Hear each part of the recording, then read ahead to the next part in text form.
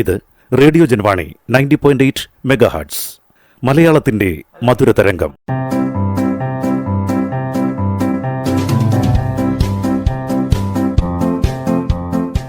ഇപ്പോൾ വാരാന്ത്യ ലോക വൃത്താന്തം കേൾക്കാം. പ്രൊഫസർ ജെ ജേക്കബ് അവതരിപ്പിക്കുന്നു. വാരാന്ത്യ ലോക വൃത്താന്തം.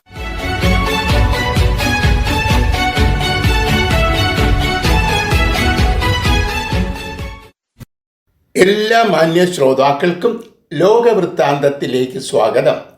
18ാം ലോകസഭയിലേക്കുള്ള തിരഞ്ഞെടുപ്പ് വിജയകരമായി പൂർത്തിയാക്കി. 543 ലോകസഭാ അംഗങ്ങൾ തിരഞ്ഞെടുക്കപ്പെട്ടു. വ്യക്തമായ ഭൂരിപക്ഷം നൽകിയാണ് വോട്ടർമാർ ഒരു കക്ഷിയെ വിജയിപ്പിച്ചത്. സർക്കാർ രൂപീകരിക്കാൻ മറ്റൊരു കക്ഷിക്കും അവകാശവാദം ഉന്നയിക്കാനാവില്ല. അധികം താമസിയാതെ പുതിയ സർക്കാർ അധികാരത്തിൽ വരും. ലോകത്തിൽ ഏറ്റവും കൂടുതൽ വോട്ടർമാർ പങ്കെടുത്ത ഒരു തിരഞ്ഞെടുപ്പാണ് ഇന്ത്യയിൽ നടന്നത്. വോട്ട് രേഖപ്പെടുത്തിയവരുടെ എണ്ണം 64 കോടിക്ക് മുകളിലാണ്. ഇതിൽ 31 കോടിയിലധികമാണ് സ്ത്രീ വോട്ടർമാർ. 44 ദിവസം നീണ്ട 7 ഘട്ടങ്ങളായിട്ടാണ് തിരഞ്ഞെടുപ്പ് പൂർത്തിയാക്കിയത്. ഇലക്ട്രോണിക് വോട്ടിംഗ് മെഷീനെ കുറിച്ച് വലിയ പരാതികൾ നിലവിലുണ്ടായിരുന്നപ്പോഴാണ് തിരഞ്ഞെടുപ്പ് പ്രഖ്യാപിച്ചത്. ഫലപ്രഖ്യാപനം വന്നിട്ടും ഈ പരാതി ആരും ഉന്നയിച്ചിട്ടില്ല. ഇത് സാങ്കേതിക രംഗത്ത് ഇന്ത്യ നേടിയ മികവിനുള്ള അംഗീകാരമാണ്. ഈ തിരഞ്ഞെടുപ്പ് ഇന്ത്യയുടെ വിജയമാണ്, നമ്മുടെ ജനാധിപത്യത്തിൻ്റെ വിജയമാണ്. എല്ലാ വോട്ടർമാർക്കും അഭിനന്ദനങ്ങൾ.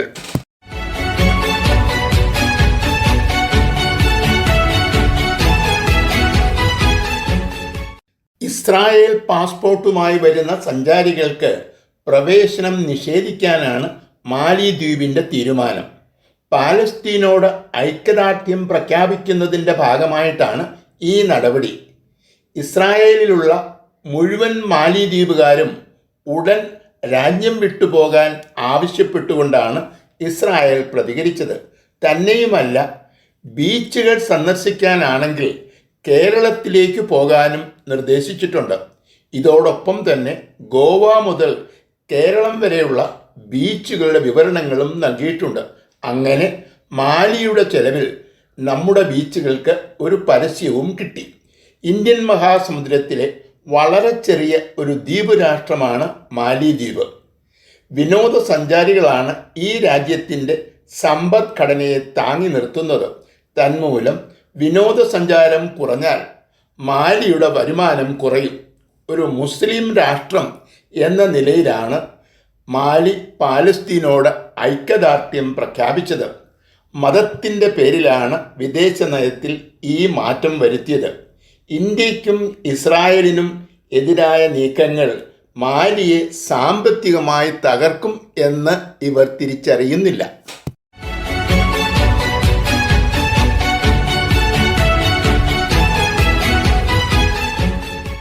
ഹമാസിനെ പൂർണ്ണമായും തകർക്കാതെ യുദ്ധം അവസാനിപ്പിക്കില്ല എന്ന് ഇസ്രായേൽ പ്രധാനമന്ത്രി ബെഞ്ചമിൻ നെതന്യാഹു പരസ്യമായി പ്രഖ്യാപിച്ചു.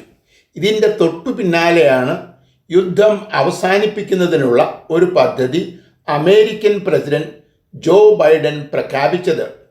ആദ്യഘട്ടത്തിൽ 6 ആഴ്ചത്തേക്ക് വെടിനിർത്തൽ, 2ാം ഘട്ടത്തിൽ ബന്ദികളുടെ കൈമാറ്റം പൂർത്തിയാക്കുക, അവസാന ഘട്ടത്തിൽ യുദ്ധം പൂർണ്ണമായും അവസാനിപ്പിച്ച് ഗാസയുടെ പുനർനിർമ്മാണ പ്രവർത്തനങ്ങൾ ആരംഭിക്കുക. 3 ഘട്ടങ്ങളായി യുദ്ധം പൂർണ്ണമായും അവസാനിപ്പിക്കണം എന്നാണ് ബൈഡൻ നിർദ്ദേശിക്കുന്നത്. അനുഭാവപൂർവം പരിഗണിക്കും എന്നാണ് ഹമാസ് പ്രതികരിച്ചത്. പോരായ്മകൾ ഉണ്ടെങ്കിലും ഈ നിർദ്ദേശങ്ങൾ അംഗീകരിക്കുന്നു എന്നാണ് ഇസ്രായേലിൻ്റെ ഔദ്യോഗിക പ്രതികരണം. ഈ കരാറിൽ ഒപ്പിട്ടാൽ മന്ത്രിസഭയ്ക്കുള്ള പിന്തുണ പിൻവലിക്കും എന്നാണ് കൂട്ടുകക്ഷി മന്ത്രിസഭയിലെ 2 അംഗങ്ങളുടെ ഭീഷണി. ഇങ്ങനെയൊരു സാഹചര്യമുണ്ടായാൽ ഭരണകക്ഷിയെ പിന്തുണയ്ക്കും എന്നാണ് പ്രതിപക്ഷത്തിൻ്റെ പ്രതികരണം.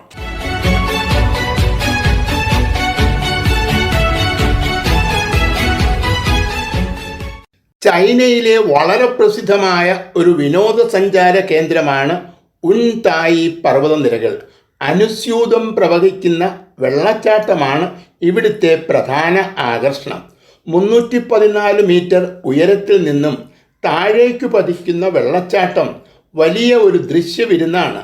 ഏറ്റവും ഉയരത്തിലുള്ളതും ഉറവ പറ്റാത്തതുമായ വെള്ളച്ചാട്ടം എന്നാണ് അധികാരികൾ ഇതിനെ വിശേഷിപ്പിക്കുന്നത്. ദശലക്ഷക്കണക്കിന് സഞ്ചാരികളാണ് ഈ വെള്ളച്ചാട്ടം സന്ദർശിക്കാൻ എത്തുന്നത്.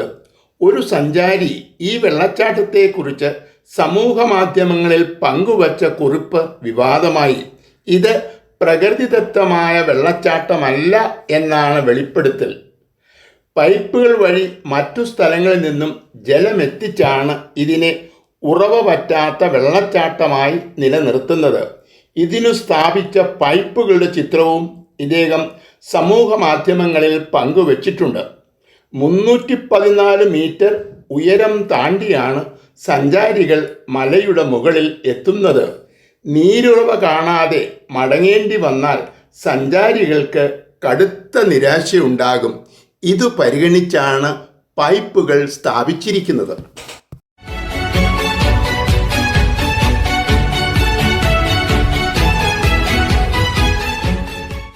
ഫ്രാൻസിലെ മുസ്ലിങ്ങൾ സർക്കാരിനെതിരെ ഈ ആഴ്ചയിൽ പല നഗരങ്ങളിലും പ്രകടനങ്ങൾ നടത്തി.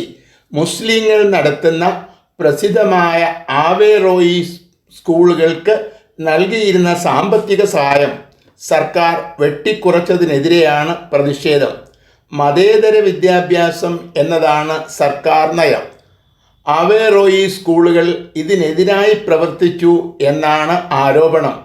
10 ലക്ഷം യൂറോയുടെ കുറവുണ്ടായി. സഹായം കുറഞ്ഞതിനെ തുടർന്ന് സ്കൂൾ അധികൃതർ വിദ്യാർത്ഥികളുടെ ഫീസ് വർദ്ധിപ്പിച്ചു. സംഭാവനകൾ വഴി ഈ കുറവ് പരിഹരിച്ചു എങ്കിലും പുതുതായി പ്രവേശനം നേടിയ വിദ്യാർത്ഥികളുടെ എണ്ണം കുറഞ്ഞു.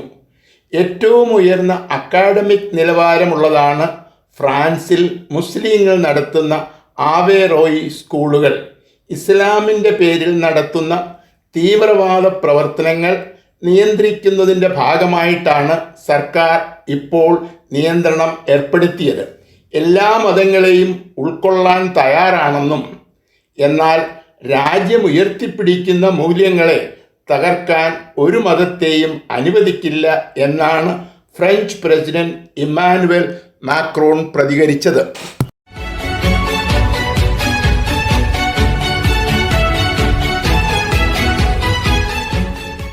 അമേരിക്കയുടെ പ്രതിരോധ സെക്രട്ടറി ലോയിഡ് ഓസ്റ്റിൻ ചൊവ്വാഴ്ച കംബോഡിയയുടെ തലസ്ഥാനമായ പൂനോം പെൻ സന്ദർശിച്ചു. ഹൺ സെൻ രാജിവെച്ചതിനെ തുടർന്നാണ് മകനായ ഹൺ മനേറ്റ് കഴിഞ്ഞ വർഷം ഡിസംബറിൽ പ്രധാനമന്ത്രി സ്ഥാനം ഏറ്റെടുത്തത്. പുതിയ സർക്കാരും ചൈനയുമായി അടുക്കുകയും തങ്ങളുമായി അകലുകയും ചെയ്യുന്നു എന്നാണ് അമേരിക്കയുടെ വിലയിരുത്തൽ. തായ്ലാൻഡ് ഉൾക്കടലിലാണ് കംബോഡിയയുടെ റീം നാവികത്താവളം. വിദേശ രാജ്യങ്ങളെ ഈ തുറമുഖം ഉപയോഗിക്കാൻ അനുവദിക്കില്ല എന്നതാണ് കംബോഡിയയുടെ പ്രഖ്യാപിത നിലപാട്. എന്നാൽ രഹസ്യമായ കരാറിൻ്റെ അടിസ്ഥാനത്തിൽ ഈ നാവികത്താവളം ഉപയോഗിക്കാൻ ചൈനയെ അനുവദിക്കുന്നു എന്നാണ് അമേരിക്ക ആരോപിക്കുന്നത്. ദക്ഷിണ ചൈന കടൽ തങ്ങളുടേത് മാത്രമാണ് എന്നാണ് ചൈന എപ്പോഴും അവകാശപ്പെടുന്നത്. തന്മൂലം ഈ കടലിനോട് ചേർന്ന് കിടക്കുന്ന റീം നാവികത്താവളം ചൈന ഉപയോഗിക്കുന്നത് തടയാനാണ് അമേരിക്ക ശ്രമിക്കുന്നത്. അമേരിക്കയുടെ സഖ്യകക്ഷികളായ തായ്വാനും ഫിലിപ്പൈൻസും ചൈനയുടെ സ്വാധീനം വർദ്ധിക്കുന്നതിനെ ആശങ്കയോടെയാണ് കാണുന്നത്.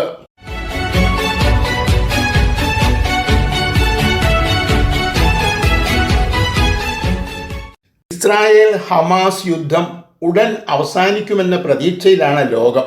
എന്നാൽ ഇതിനിടയിലാണ് മറ്റൊരു യുദ്ധം. ഇസ്രായേൽ ഇറാൻ യുദ്ധം ആസന്നമായിരിക്കുന്നു എന്ന വാർത്തകൾ വരുന്നത്. സിറിയയിലെ ഇറാൻ താവളത്തിനു നേരെ ഇസ്രായേൽ തിങ്കളാഴ്ച നടത്തിയ ആക്രമണത്തിൽ ഇറാൻ്റെ റവല്യൂഷണറി ഗാർഡ്സിലെ ഒരു ഉയർന്ന ഉദ്യോഗസ്ഥൻ കൊല്ലപ്പെട്ടു. കഴിഞ്ഞ മാസവും ഡമാസ്കസിലെ ഇറാൻ എംബസിക്ക് നേരെ ഇസ്രായേൽ ആക്രമണമുണ്ടായി. ശക്തമായ പ്രത്യാക്രമണവും ഉണ്ടായി. കഴിഞ്ഞ ഒക്ടോബർ മുതൽ ഗാസയിൽ നടക്കുന്ന യുദ്ധത്തിൽ ഹമാസിനെ പിന്തുണച്ച് ലെബനോണിൽ നിന്ന് ഹിസ്ബുള്ളയും സൗദിയിൽ നിന്നും ഹൗദി വിമതന്മാരും പല പ്രാവശ്യം ഇസ്രായേലിനെ ആക്രമിച്ചിട്ടുണ്ട്. സിറിയയിൽ നിന്നും ഇറാഖിൽ നിന്നും ഇറാന്റെ പിന്തുണയുള്ള തീവ്രവാദികളും ഇസ്രായേലിനെ ആക്രമിച്ചിട്ടുണ്ട്. പ്രത്യാക്രമണങ്ങളും ഉണ്ടായിട്ടുണ്ട്. യഹൂദ വിരോധവും ഇസ്ലാമിനോടുള്ള കൂറുമാണ് ഈ ആക്രമണങ്ങളുടെ പ്രധാന കാരണം. ഇറാനും ഇസ്രായേലും തമ്മിൽ ഒരു യുദ്ധമുണ്ടായാൽ അത് വലിയ ഒരു ദുരന്തമായിരിക്കും.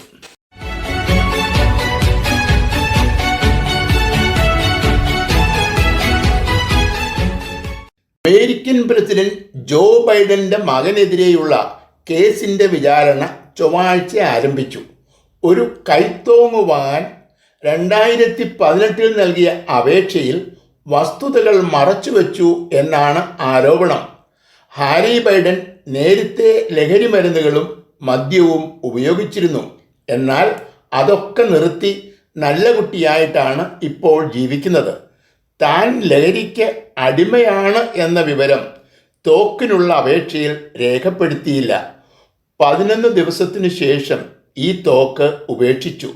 വസ്തുതകൾ മറച്ചുവെച്ചതും അനധികൃതമായി തോക്ക് കൈവശം വച്ചതും 25 വർഷം വരെ ശിക്ഷ ലഭിക്കാവുന്ന കുറ്റകൃത്യങ്ങളാണ്. ഒരു പ്രസിഡന്റിന്റെ മകൻ ഇങ്ങനെ ഒരു ക്രിമിനൽ കേസിൽ പെടുന്നത് ആദ്യമായിട്ടാണ്.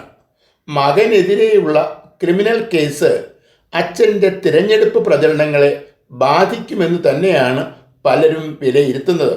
ഇതേക്കുറിച്ച് അന്വേഷിച്ച പത്രപ്രവർത്തകരോടുള്ള സത്യസന്ധമായ ബൈഡന്റെ പ്രതികരണം വലിയ വാർത്താ പ്രാധാന്യം നേടി. ഞാൻ അമേരിക്കയുടെ പ്രസിഡന്റാണ്, അതേസമയം ഹാരിയുടെ പിതാവുമാണ്.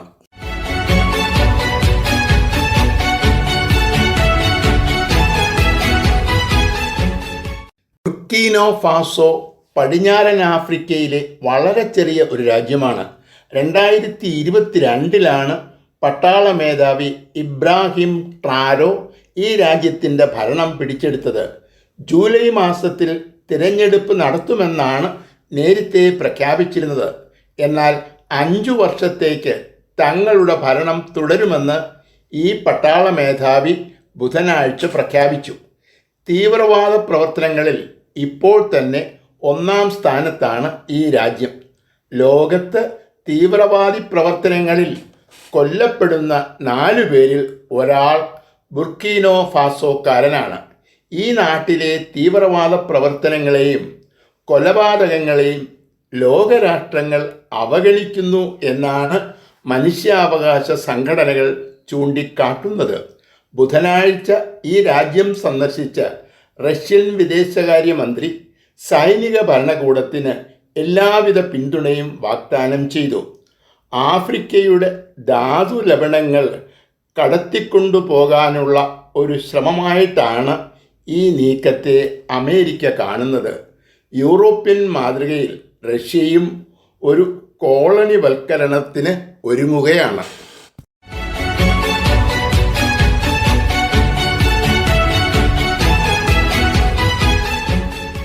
യൂറോപ്യൻ പാർലമെന്റിലേക്കുള്ള തിരഞ്ഞെടുപ്പ് വ്യാഴാഴ്ച ആരംഭിച്ചു.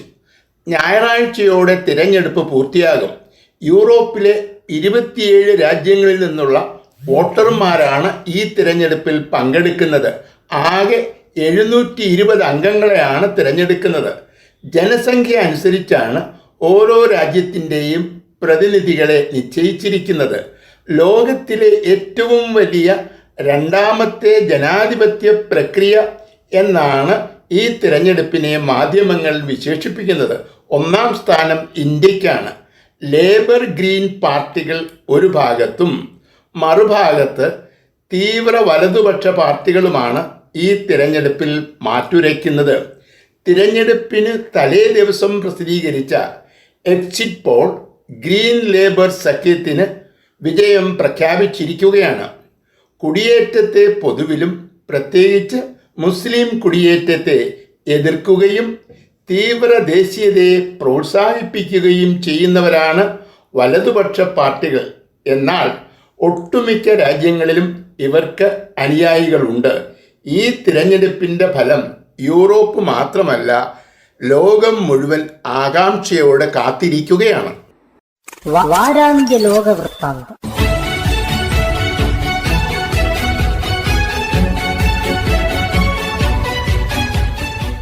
തയ്യാറാക്കി അവതരിപ്പിച്ചത് പ്രൊഫസർ ജെ ജേക്കബ്.